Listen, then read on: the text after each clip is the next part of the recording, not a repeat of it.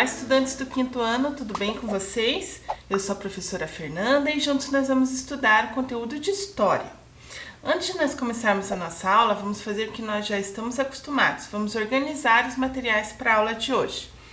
Então, hoje vocês vão precisar do lápis colorido, do caderno onde vocês estão registrando as aulas de vocês, de uma borracha, de um lápis de escrever e de uma folha branca, uma folha sulfite, uma folha colorida, a folha que você puder estar utilizando aí para a sua atividade. Eu vou dar um tempinho para você separar os seus materiais e eu já retorno.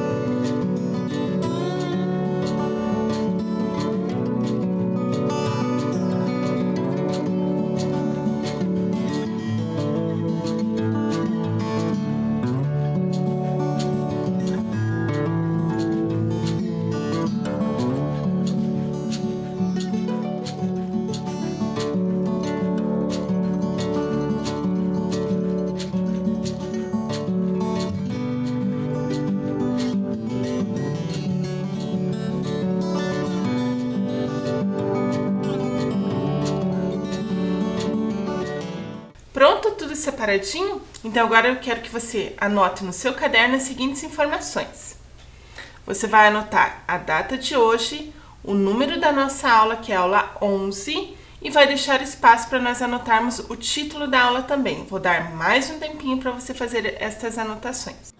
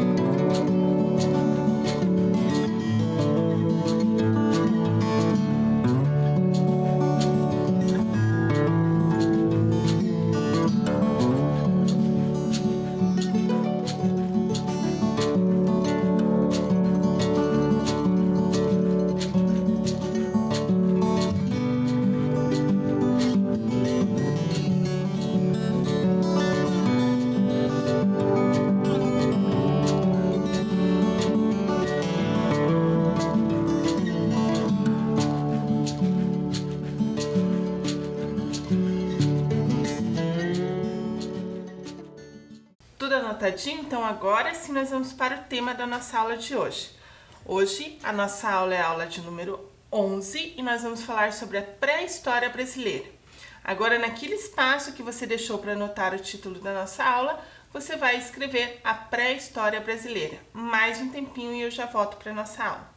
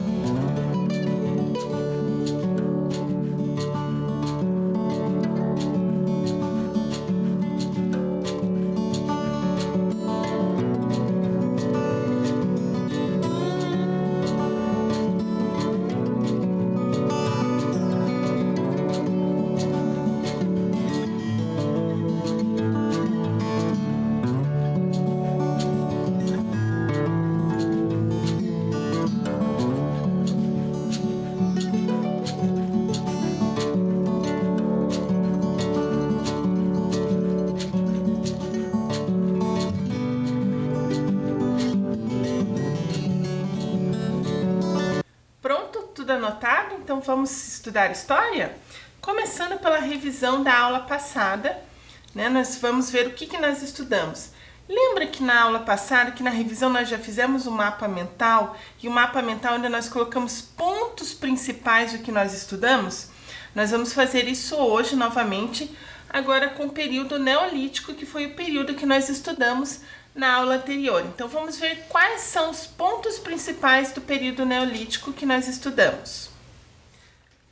Então o primeiro ponto principal é que o período neolítico foi conhecido como Idade da Pedra Polida.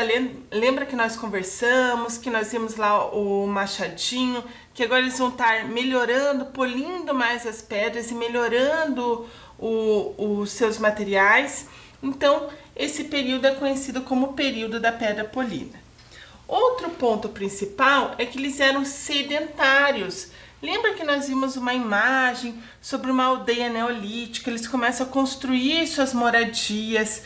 Eles não estão mais morando em cavernas como no período paleolítico, né? Eles começam a estar se organizando em aldeias. Outro ponto que estudamos é que mesmo assim eles permanecem como caçadores. Mas eles também têm conhecimento da agricultura, então eles não são mais coletores, eles não ficam mais só de estar utilizando do alimento encontrado na natureza, né? Das folhas, dos frutos, eles passam agora a cultivar, a plantar o seu alimento. Além da agricultura, eles também passam a estar fazendo pastoreio, então eles começam a estar domesticando os animais, né? Eles vão estar lá com algumas vacas, algum gado, as galinhas, vão estar se utilizando do leite, do ovo. Daí começa também a domesticação de alguns outros animais, até o próprio cachorro. Então isso também é um fator importante desse período neolítico. Como eu já falei, já que eles são sedentários, eles também passam a viver em aldeias, começam a se organizar em uma pequena sociedade. E por fim, eles têm inovações nos armamentos, nos utensílios, né? Nós vimos lá a questão da cerâmica, do machadinho, então vários outros utensílios vão estar sendo utilizados nesse momento. Eu vou dar um tempo para você anotar esse mapa mental no seu caderno e nós já iniciamos a aula de hoje.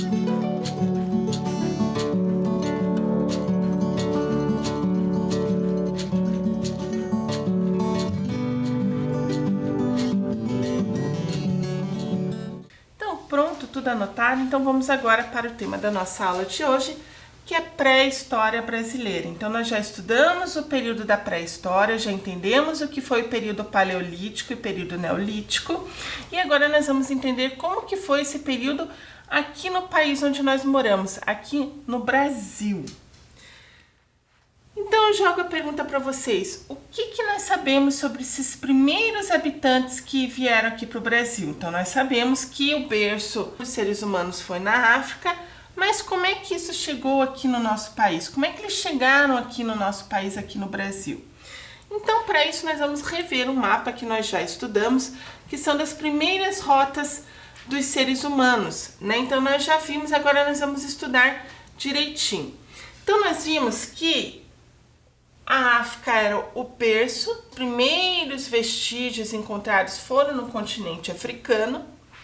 Depois, com o passar dos anos, né, por serem primeiramente os primeiros seres humanos serem nômades, eles foram se deslocando para outros locais, começando a pé, né, e também em algumas embarcações.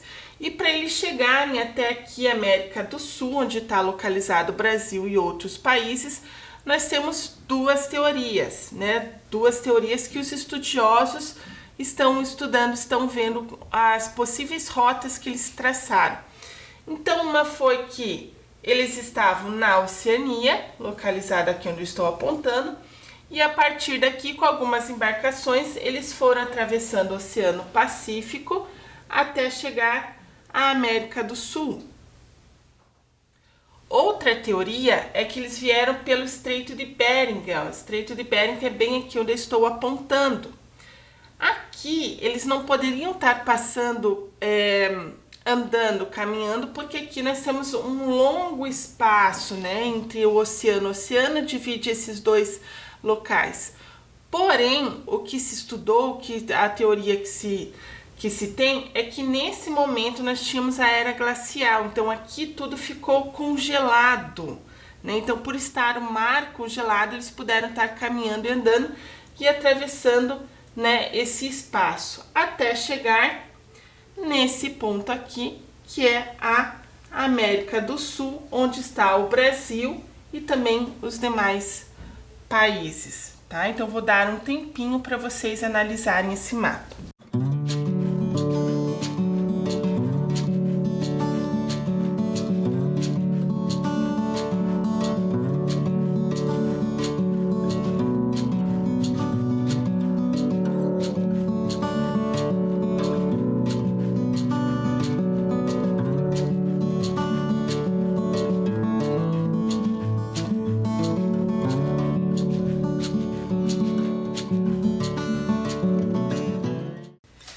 Então, chegando ao Brasil, eles vão estar se localizando em alguns outros locais do nosso país. E daí nós temos aqui o mapa do Brasil. Eu vou dar um tempinho para vocês olharem o mapa e daí nós já vamos pensar nesses principais sítios arqueológicos. Então vocês lembram que nas aulas passadas nós estudamos sobre os sítios arqueológicos e nós vimos que quem estuda o sítio arqueológico é o cientista do arqueólogo, ele que vai estar auxiliando o historiador com as informações que nós temos sobre o passado. Então, esses sítios arqueológicos, eles também nos ajudam a entender como foi o estilo de vida, como foram os primeiros seres humanos, né? E como que foi que eles se organizaram, que eles chegaram até aqui o Brasil. Então, nós temos alguns principais sítios arqueológicos aqui no Brasil. Nós temos na Terra Preta da Amazônia, que fica no estado do Amazonas, né? Lá foram encontrados alguns vestígios de cerâmica datados de aproximadamente 3.000 anos. Outro sítio arqueológico foi Santa Helena, no Mato Grosso do Sul. Ele possui datação de 23.000 anos antes do ano que nós estamos. Nós temos o Boqueirão da Pedra Furada, no Piauí, que também encontramos vários vestígios com 48.000 anos. Esses vestígios foram as pinturas rupestres, como nós conhecemos, e elas já se tornaram patrimônio cultural da humanidade. Patrimônio nós vamos estudar nas próximas aulas. Então, outro sítio arqueológico que nós temos é o do Lagoa Santa, em Minas Gerais, que nós vamos estar falando um pouquinho mais sobre ele na nossa aula. Esse local foi descoberto o crânio da Luzia. A Luzia foi um dos primeiros hominídeos encontrados aqui no nosso país e nós vamos estar falando sobre ela também na nossa aula de hoje. O crânio dela tem uma data de aproximadamente 11.500 anos, né? Então foi uma pessoa que viveu há 11.500 anos atrás aqui no nosso país. E o outro sítio arqueológico que nós temos aqui é dos Sambaquis, no litoral do Rio de Janeiro e de Santa Catarina. Né? Esses vestígios dos Sambaquis, eles têm uma data de aproximadamente 8.000 anos que estiveram aqui no nosso país. Eu vou dar mais um tempo para você observar bem esses locais, esses principais sítios arqueológicos.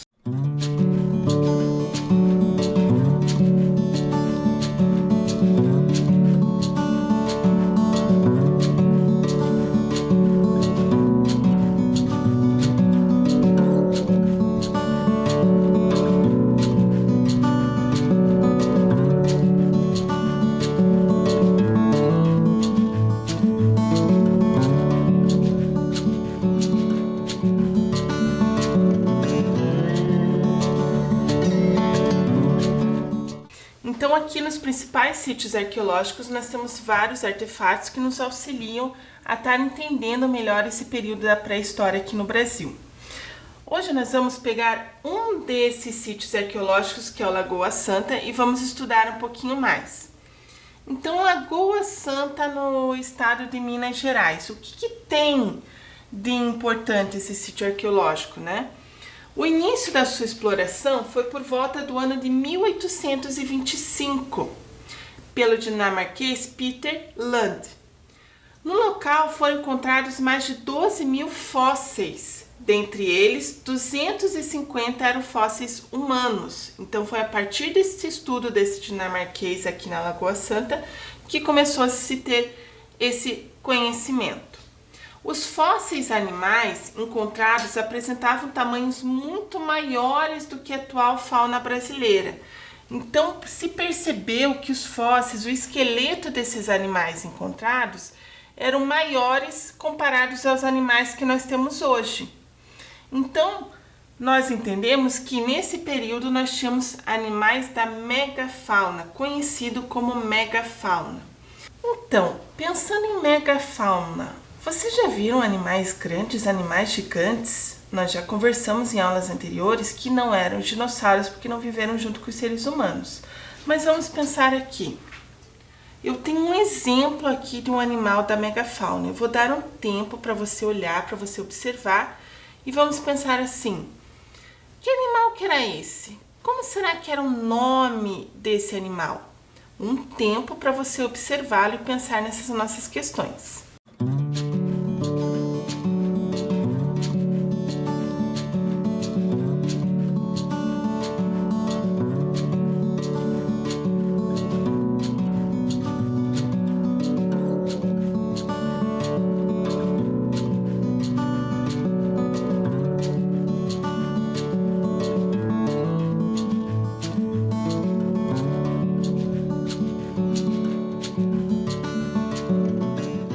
Pronto, será que você já descobriu que animal é esse? Vamos ver?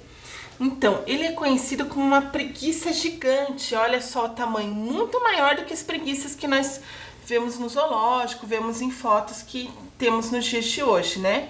Então, por isso que é considerado um dos animais da megafauna, né? Dos animais maiores. Vamos ver outro animal? E esse aqui? Que animal será que é esse? Qual será que é o nome dele? Um tempinho para você analisar.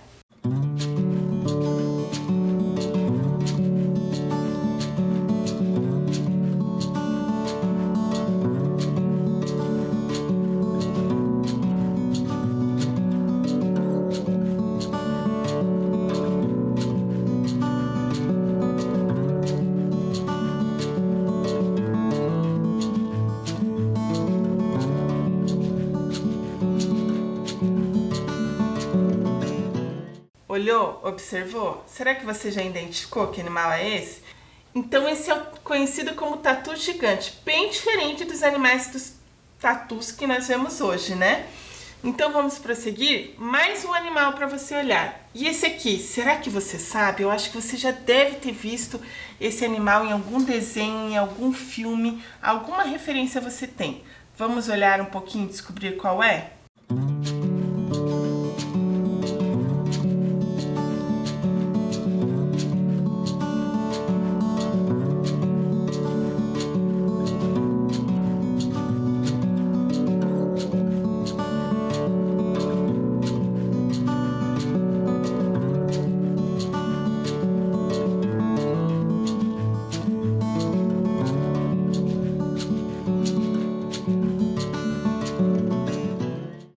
Pronto, descobriu? Então olha só, esse é um tigre-dente de sabre, bem famoso em alguns filmes que tratam essa época, né?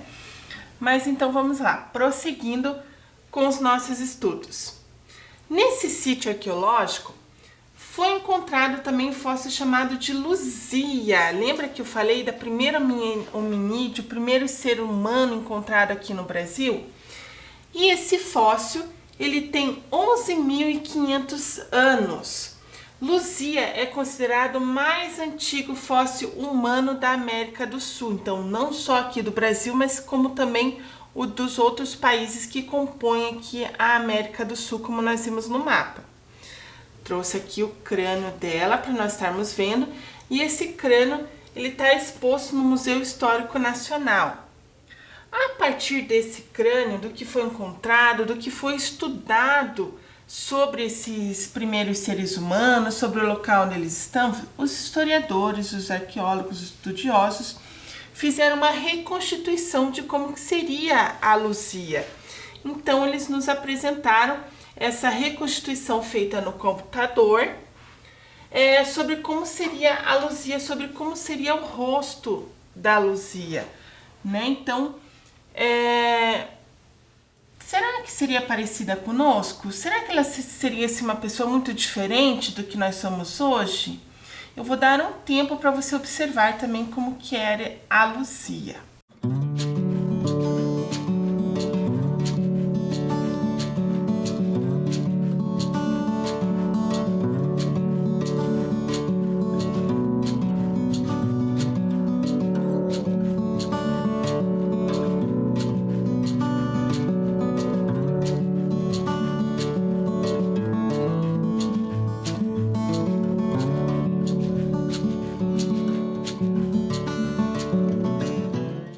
Observaram, viram como que era a Luzia, uma imagem do que foi estudado, do que nós temos sobre os primeiros hominídeos?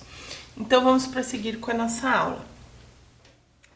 Descobertas sobre os povos da Lagoa Santa. Vou ler o texto, eu quero que vocês prestem bastante atenção. Um indício forte de que eram populações de caçadores e coletores que moravam ali uma parte do tempo, e não agricultores. Os animais caçados eram peixes, lagartos, roedores, tatus, porcos selvagens e pequenos cervos, todos carregados inteiros para a caverna. Nada de bichos um pouco maiores, como antas e dos imensos mamíferos representantes da megafauna. Eu vou dar um tempinho para você observar esse texto e nós já retornamos.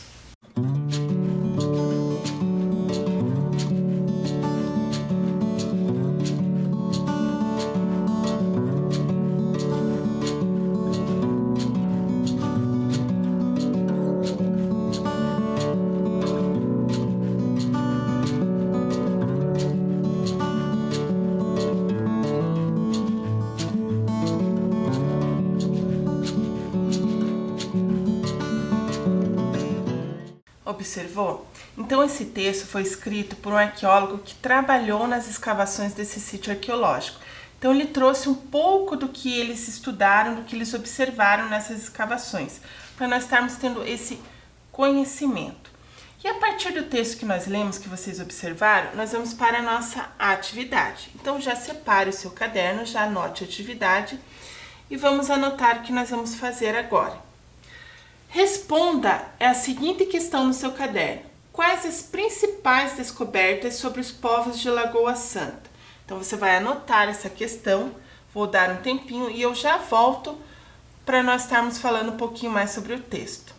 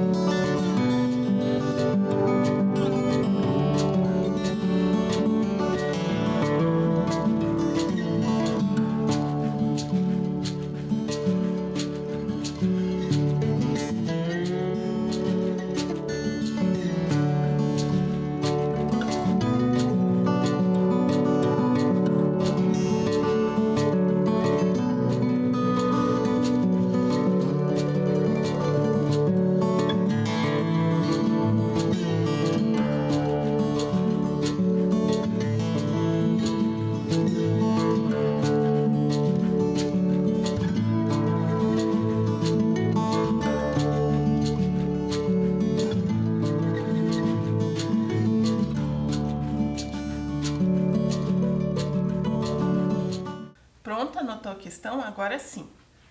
Vamos ao texto, o mesmo texto que nós já olhamos, que nós já falamos. Vou dar um tempinho para você ler o texto, observar novamente e responder a questão no caderno e já volto para a correção.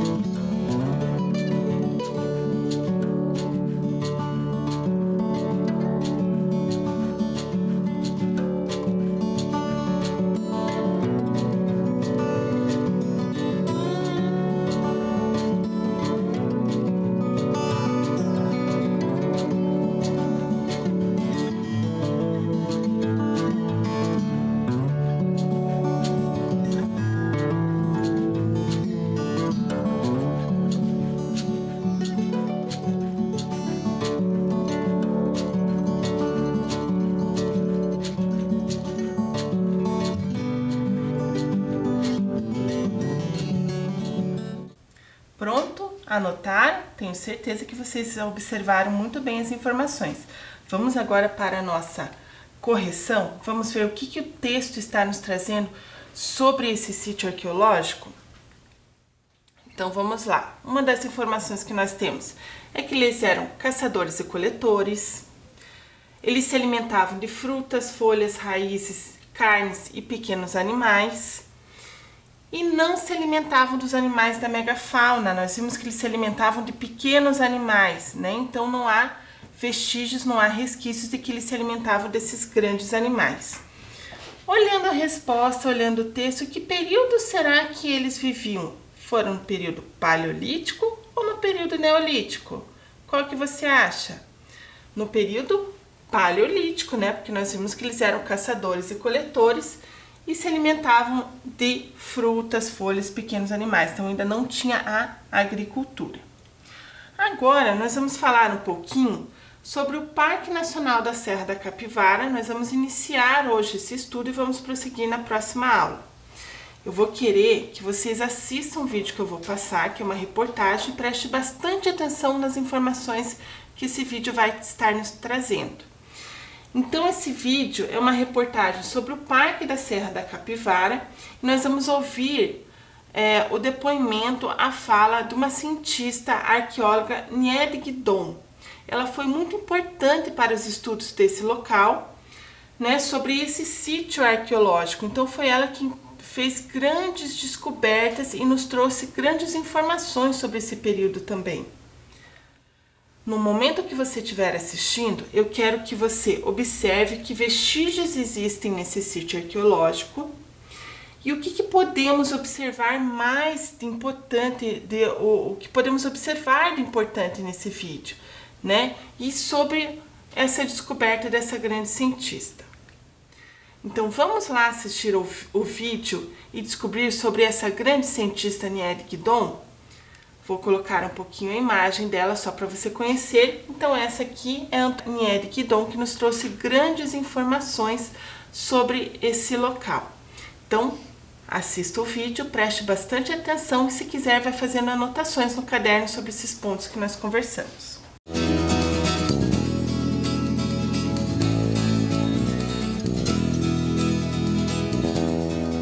Os cânions se impõem no meio da vegetação árida.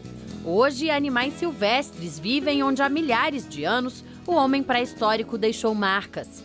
O Parque Nacional da Serra da Capivara é um santuário natural e arqueológico no meio da Caatinga.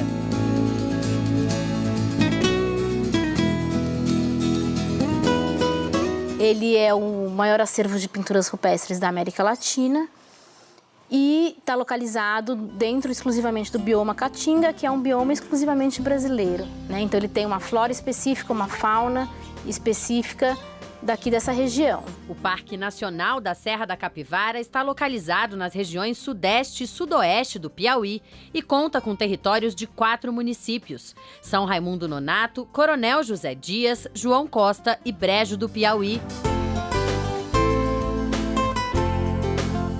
O parque abriga a maior concentração de sítios arqueológicos das Américas. Estão catalogados na Serra da Capivara mais de 1.300 sítios, com vários tipos de vestígios arqueológicos. Um museu a céu aberto sobre a pré-história da humanidade.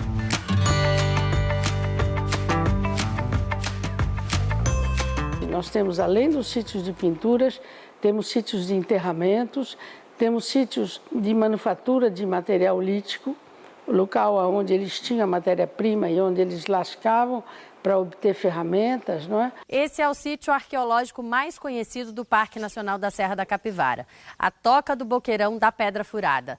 As pesquisas sobre a pré-história aqui no Boqueirão começaram em 1978 e os primeiros vestígios encontrados receberam data de 5.000 anos atrás. E à medida que as escavações avançaram, até os pesquisadores se surpreenderam. É que aqui foi encontrado o mais antigo vestígio da presença humana no continente americano, uma fogueira de 47.000 anos atrás.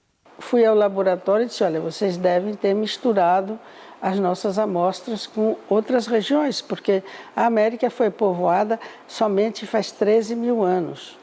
E aí a chefe do laboratório me disse, não, é a tua amostra volte lá, escave mais, porque alguma coisa diferente você está descobrindo. Só de arte rupestre são mais de 1.100 pinturas no Boqueirão da Pedra Furada. Os guias turísticos, credenciados pelo ICMBio, contam aos visitantes as histórias sobre o descobrimento dos vestígios e as pesquisas realizadas. Hoje, na Serra da Capivara, o público maior são excursões de estudantes, né? E nós, como guia, de certa forma, a gente dá uma geral de informação. Na realidade, hoje o Parque Nacional, ele representa muito para mim, desde a questão de você ter uma profissão, né, um meio de sobreviver, de você ter a oportunidade de estar tendo contato com a natureza todos os dias, ter o prazer de estar passando todas as informações para o turista que vem até aqui. Oportunidade também para o desenvolvimento dos municípios na Serra da Capivara. São Raimundo Nonato é um dos mais próximos às principais entradas do parque. Na cidade está o Museu do Homem Americano, que abriga peças retiradas da serra. Na sede da Fundan é feita boa parte dessas pesquisas. Nos laboratórios, o material é separado, catalogado e analisado. Conhecimento que vira história da pré-história.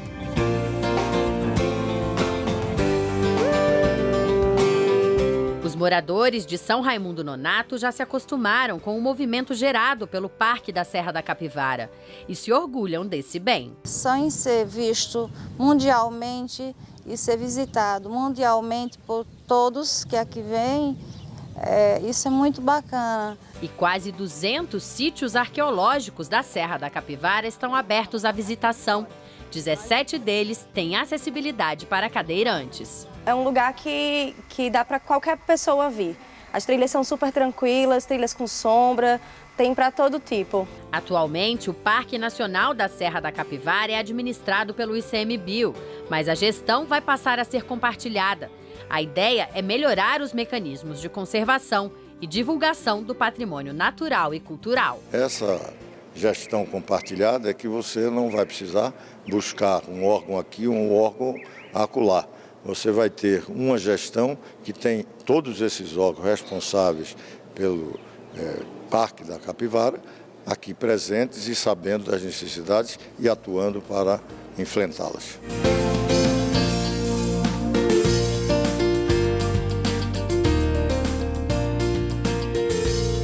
No Parque Nacional da Serra da Capivara, o tempo esculpiu monumentos.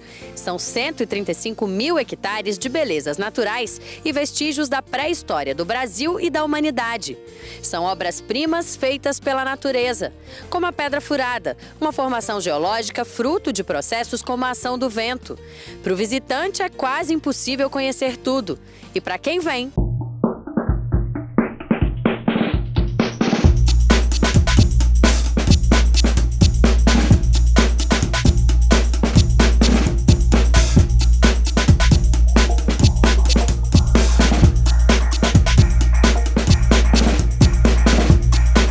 interessante esse vídeo, né? Você fez várias anotações, então agora guarda essas anotações que nós vamos conversar mais sobre esse vídeo, mais sobre esse assunto na nossa próxima aula.